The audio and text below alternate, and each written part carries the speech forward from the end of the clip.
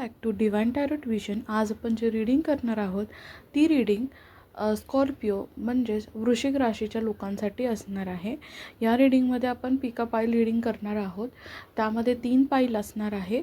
जी पाईल तुम्हाला सगळ्यात जास्त अट्रॅक्ट करेल आणि तुम्हाला वाटेल की त्या पाईलमधून तुम्हाला काहीतरी मेसेज भेटेल तर तुम्हाला ती पाईल सिलेक्ट करायची आहे. कोणत्याही 3 पाईलमधून एक पाईल तुम्ही सिलेक्ट करू शकता. तुमचा जो काही क्वेश्चन असेल तो तुम्ही युनिवर्सकडे त्याचा आन्सर मागा आणि या एनर्जीजला एक्सचेंज करण्यासाठी व्हिडिओला लाईक करा सो दॅट तुमचे एनर्जीज एक्सचेंज होतील आणि तुम्हाला एक प्रॉपर असा गायडन्स या व्हिडिओमधून भेटेल. आता तुम्हाला इथे काय करायचं आहे, लेफ्ट साईडला जी फर्स्ट पाईल लेफ्ट साईडला जी पाईल आहे ती फर्स्ट पाईल आहे, मधली सेकंड आणि लास्टला जी आहे ती थर्ड पाईल आहे. सो आता तुम्हाला काय करायचं आहे, तुम्हाला जस्ट शांत मनाने विचार करून एक पाईल सिलेक्ट करायची आहे. त्यानंतर मी एक एक पाईल तुम्हाला एक्सप्लेन करेन की तुमच्या पाईलमध्ये तुमच्यासाठी काय लिहिलेलं आहे. तर सगळ्यात आधी आपण पाईल 1कडे जाणार आहोत की पाईल 1 तुमच्यासाठी युनिवर्सने काय मेसेज दिलेला आहे. तर मी बघू शकते की तुम्ही तुमच्या पार्टनरकडून जर कमिटमेंट एक्सपेक्ट करत होतात पास्टमध्ये, तर येणाऱ्या टाईममध्ये मला दिसते की तुमचा पार्टनर आधी पास्टमध्ये खूप स्लो ॲक्शन घेत होता. काही क्लिअर डिसिजन्स दिसत नव्हते तुम्हाला, कारण त्यांचे ॲक्शन्स खूप जास्त स्लो होते मॅरेज कमिटमेंटच्या रिलेटेड. पण आता ते फास्टली ॲक्शन घेताना मला दिसत आहेत आणि ते स्वतः कमिटमेंट द्यायला तुमच्याकडे येत आहेत. त्यांनी त्यांचं एकदम फिक्स्ड आहे आणि एकदम फोकस्ड आहेत की ते त्यांना तुमच्यासोबत लग्न करायचं आहे.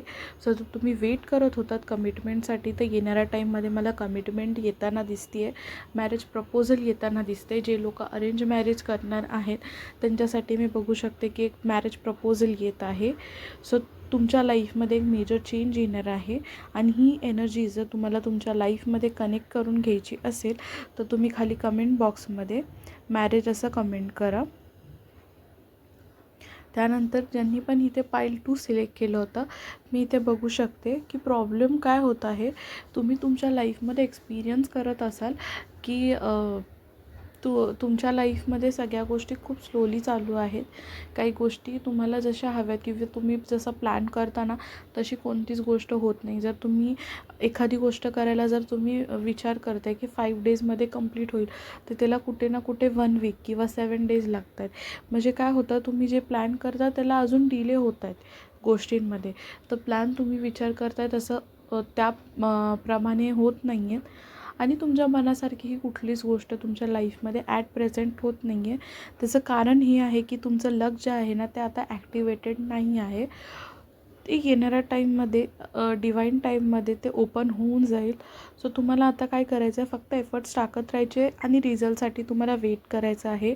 ही एनर्जी क्लेम करण्यासाठी तुम्ही खाली कमेंट बॉक्समध्ये लक टाईप करू शकता. पाईल 3 वाल्यांसाठी मी इथे बघू शकते की तुम्हाला तुमच्या लाईफमध्ये काहीतरी नवीन चालू करायचं होतं किंवा ऑलरेडी काही गोष्टी तुम्हाला म्हणजे माहिती होत्या.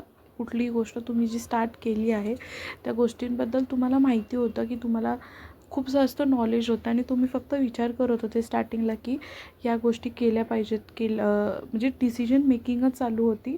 पण तुम्हाला असं पहिलं वाटत होतं की थोडा टाईम जाईल प्लॅनिंग करण्यात आणि ॲक्शन्स घेण्यामध्ये. बट सडनली मी इथे बघते की तुम्ही त्या सगळ्या गोष्टींवरती जे आहेत ॲक्शन्स घेतलेले आहेत आणि तुम्हाला तुमच्या माइंडला ऑलरेडी माहिती आहे की तुम्ही जर या गोष्टींवरती जे काय ॲक्शन्स घेत आहात ते येणाऱ्या टाईममध्ये तुम्हाला रिझल्ट्स काय भेटणार आहेत. सो छान अशी एनर्जी आहे. फक्त पॉझिटिव्ह राहा. येणाऱ्या टाईममध्ये तुम्हाला ज्या काही गोष्टी तुम्ही करताय ना त्यामध्ये पॉझिटिव्हिटी दिसेल आणि खाली पॉझिटिव्हिटी